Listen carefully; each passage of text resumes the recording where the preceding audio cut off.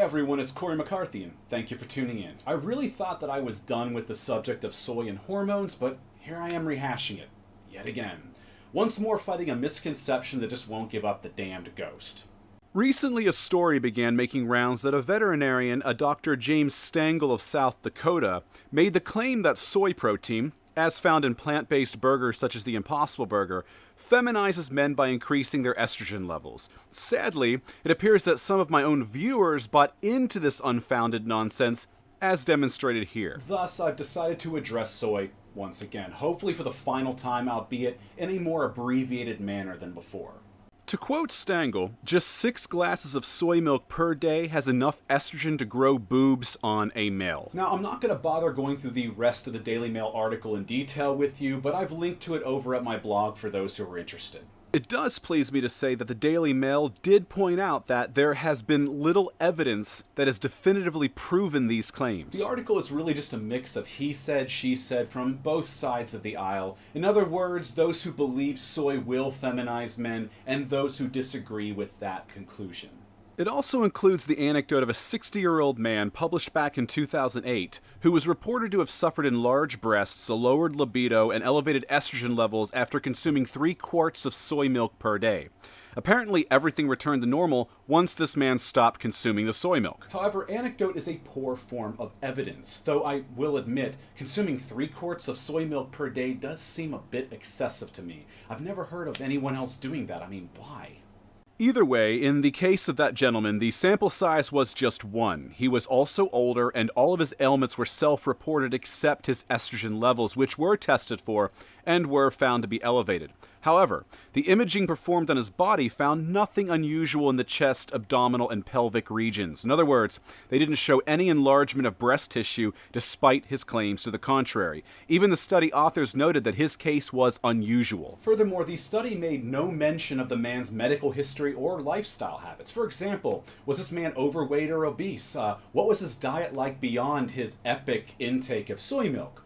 Was he diabetic? Was he on any medications? How was his sleep? How were his stress levels? Did he exercise? Did he smoke or drink? Etc. These are all things that can significantly impact hormone values, especially at his age, and they are all examples of why anecdote is such a poor form of evidence. Anyway, now I'm going to quickly address the concern about soy, and then I will provide my thoughts on mock meats.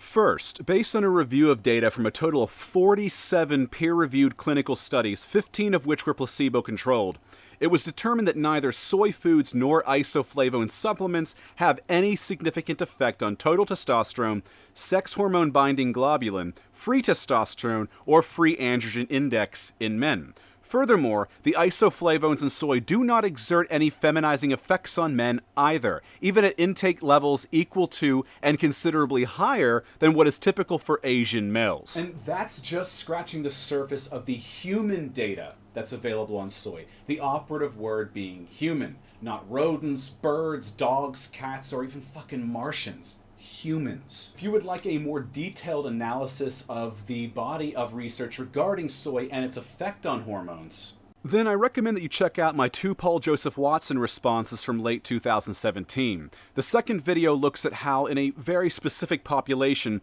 soy could alter hormone values, though not with any significance. Certainly not enough for a man to grow a pair of juicy knockers, as the fearmongers would have you believe.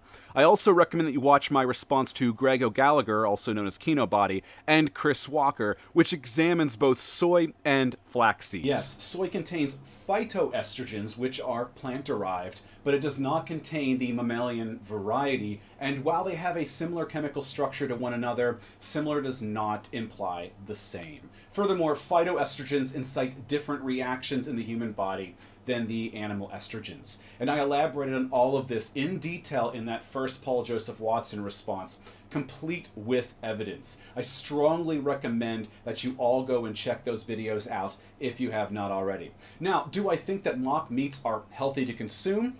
Yes and no. It depends on a number of factors and ultimately the brand of the product. Mock meats are all heavily processed, but being processed does not inherently make a food unhealthy. And there are different degrees of food processing. You need to pay attention to the ingredients, something that I'll give an example of momentarily. You also need to consider the nutritional value, such as the calories, macros, and micros that a given product offers. You may even want to consider whether a given product contains GMOs or not. Some folks care about this more than others. Take the popular Impossible Burger, for example. It debuted in the summer of 2016, first at select restaurants, such as Momofuku Nishi, located in Chelsea here in New York City, but began recently landing on store shelves and at Burger King. The Impossible Burger uses both GMO soy protein concentrate and GMO soy protein isolate, whereas its competitor, the delicious Beyond Beef, is non-GMO, and for those who wish to avoid it for any reason, also does not contain soy. Furthermore, the Impossible Burger contains a novel form of heme iron derived from soy. This form of heme is not found in any other brand of mock meat product that I am aware of. Typically, heme iron can only be found in animal flesh. But the biochemist behind the Impossible Burger found a way to produce it in a lab from soy.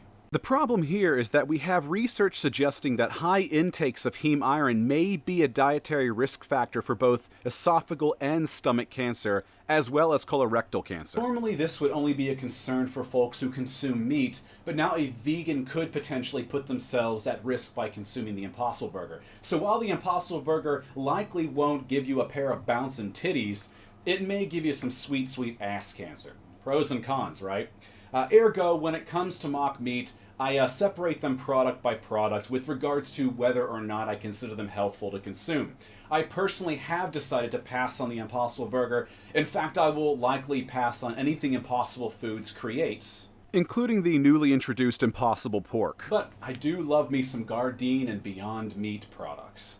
Anyway, leave your thoughts and comments below, and don't forget to like and share this video if you found it interesting and helpful. Your interaction really helps this channel. And don't forget to subscribe if you have not already. Press the bell button for notifications and check back here weekly.